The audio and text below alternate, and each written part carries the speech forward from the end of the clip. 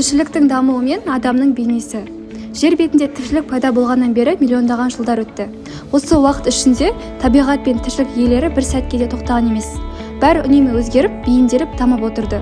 Эволюция бұл тіршіліктің дамуының басты заңы. Ол тірі организмдердің қоршаған ортаға бейімделу арқылы біртіндеп өзгеруін білдіреді. Бүгінгі бейнеде біз адамның жүзінің өзгеріс арқылы осы эволюциялық дамуды көреміз.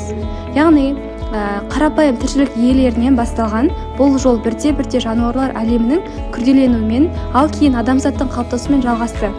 Эволюция жай ғана дене өзгерісі емес, бұл ақылдың, сезімнің және рухтың да өсуі. Әр ұрпақ алдыңғысына қарағанда сәл өзгеше, сәл жетілген. Табиғат өз заңымен тіршілікті сұрыптай отырып, өмірдің жаңа түрлерін дүниеге алып келді. Бұрынғы заманда барлық тіршілік су ортасында басталған. Уақыт өте кейбір жануарлар тіршілік ету жағдайының өзгеруіне бейімделіп, құрылыққа шыға бастады.